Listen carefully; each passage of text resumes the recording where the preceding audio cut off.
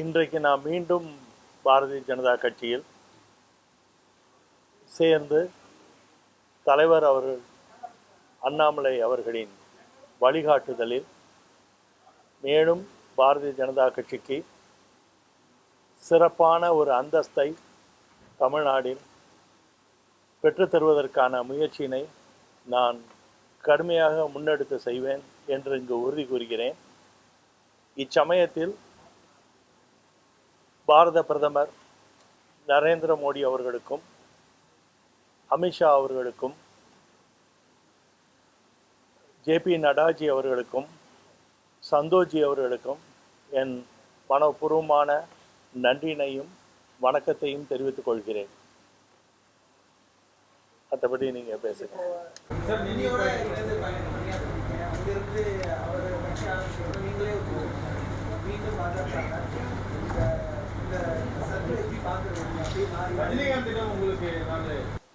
இவருக்கு சொல்லிடுறேன், அன்பருக்கு. சுபாஷ் எப்போதுமே ரஜினி சாரோட நிற்கும் போதே முதல் கேள்வி அவர் தான் கேட்டார், ஏன் பாரதிய ஜனதாவிலேருந்து இங்கே வந்தீங்கன்னாரு. இப்போ அவரே அதை ரிப்பீட் பண்ணி ரவுண்டு பண்ணி திருப்பி கேட்குறாரு. அதானே சுபாஷ்? கரெக்டாக. காலம் உங்களுக்கு எல்லாருக்கும் தெரியும், அரசியலில் நம்ம மாற்றத்தை நோக்கி போகணுங்கிற மிகப்பெரிய ஆர்வத்தோடு தான் பாரதிய ஜனதா கட்சியிலே நம்ம சேர்ந்துருக்கோம். நம்ம ஒன்றும் பாரதிய ஜனதா கட்சியில் ஒரு பதவிக்காண்டியோ இல்லை ஒரு ஒரு அந்தஸ்துக்காண்டியோ நம்ம பாரதிய ஜனதா கட்சியில் சேரலை. நம்ம இளைஞர்களுக்கு பயன்படணும், நம்ம அக்யூமுலேட்டட் நாலேஜை இளைஞர்களுக்கு கொடுக்கணுங்கிற ஆர்வத்தில் வந்தோம். அதை கண்டிப்பாக அவங்க ரஜினி சார் அரசியல் பயணம் இருந்தது தான் மிகப்பெரிய அளவில் தமிழகத்தில் கொண்டு போய் சேர்க்கக்கூடிய வாய்ப்புகள் அந்த நேரம் இருந்தது, மாற்றம் இருந்தது. அதை தாண்டி ஆன்மீக அரசியலுங்கிற ஒரு முன்னெடுப்பு இருந்ததுனால, ஒத்த கருத்தோடு இருந்ததுனால தான் அந்த முடிவு நடந்தது. அதே ஆன்மீக அரசியல் பாரதிய ஜனதாவில் தொடர்ந்து நடக்கணும், அதை நடத்தணுங்கிற ஆர்வத்தில் தான் மீண்டும் இங்கே இணைஞ்சிருக்கேன்.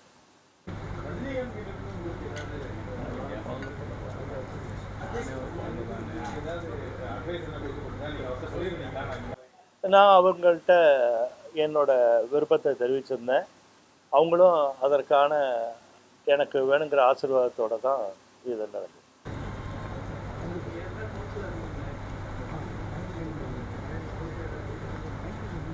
பொறுப்பு இப்போது அண்ணாமலை சார் அவரோட விவேகம் வீரியமும் நல்ல உச்சஸ்தாயில் இருக்குது. நான் இளைஞர்களுக்கு என்னோட அக்யூமுலேட்டட் நாலேஜ் கொடுக்கணுங்கிறது தான் என்னோட objective in to the politics. அந்த மாதிரி இருக்கும்போது இப்போ அவரோட விவேகம் வீரியத்தில் என்னோட செயல்பாடு எந்த அளவுக்கு நான் பயன்படுவேன் பாரதிய ஜனதா கட்சிக்குங்கிறத அவர் தான் முடிவு பண்ணினார்.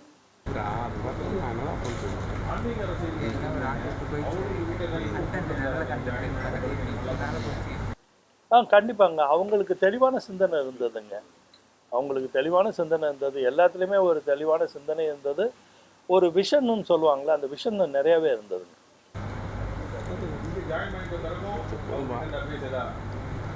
நிச்சயமாக ஒரு ஆத்மார்த்தமான ஒரு நண்பர். எந்த ஒரு இடர்பாடுலையும் எனக்கு ஒரு அறிவு சார்ந்து, எனக்கு ஒரு தொலைநோக்கு பார்வையில் எனக்கு ஏதாவது சொல்லணும்னு அவங்க நினைச்சாலும், நான் விருப்பப்பட்டாலும் அதில் எந்த விதமான குறைபாடும் இருக்கிறதுக்கு வாய்ப்பே இல்லை. அவங்க எந்த கட்சி இருந்தாலும் பாஜகவுக்கு அவர்கிட்ட நீங்கள் உங்கள் எல்லாருக்கும் சாரை பற்றி நல்லா தெரியும். நீங்கள் ரொம்ப ஆண்டுகளாக அவரோட ரசிகராகவே இருந்திருப்பீங்க. அவங்க மனசில் படுறதை எப்போதுமே வெளிப்படையாக பேசுகிறவங்க. அந்த மாதிரி ஒரு காரணத்தில் ஏதாச்சும் வெளிப்படையான கருத்துக்களை பகிரணும்னு எண்ணம் இருந்ததுன்னா அது கண்டிப்பாக பகிர்ந்துக்குவார். யாராக இருந்தாலும் அவர் மனசில் என்ன படுதோ அதை கண்டிப்பாக செய்வார். ஆடியோவே சரியாக வரமாட்டேன் மணி, ஜஸ்ட் என்னன்னு கேளுங்க. நான் என்ன பண்ணி ஃபுல் சவுண்டில் இருக்குது.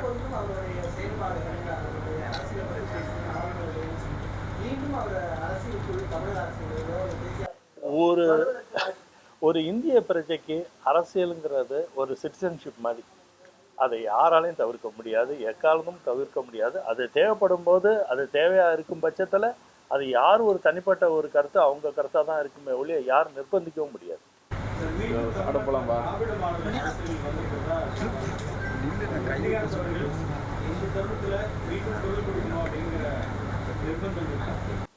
தெரியலைங்க, அவர்கிட்ட தான் கேட்கணும். ஓராண்டு தலைவர் சொன்னபடி நிறைய நீங்கள் வந்து என்ன பண்ணிடுறீங்க, உங்களோட மேனிஃபெஸ்டோ நீங்கள் பப்ளிஷ் பண்ணும்போது நீங்கள் எல்லாமே சாதிச்சிருவீங்கிற ஒரு நம்பிக்கையில் அதை பப்ளிஷ் பண்ணுறீங்க. அதை செயல்படுத்துறதுக்கு வழிவகைகள் இருக்கா? அதுக்கு உண்டான அரசாங்கத்துக்கு அந்த வருமானம் இருக்கா? இந்த வருமானத்தை பொருத்தி அதை செலவு செஞ்சு அதை மீட் அவுட் பண்ண முடியுமா? அப்படிங்கிற ஒரு தொலைநோக்கு பார்வை இல்லாத அரசாங்கமாக தான் நான் பார்த்துக்கிட்டு இருக்கேன்.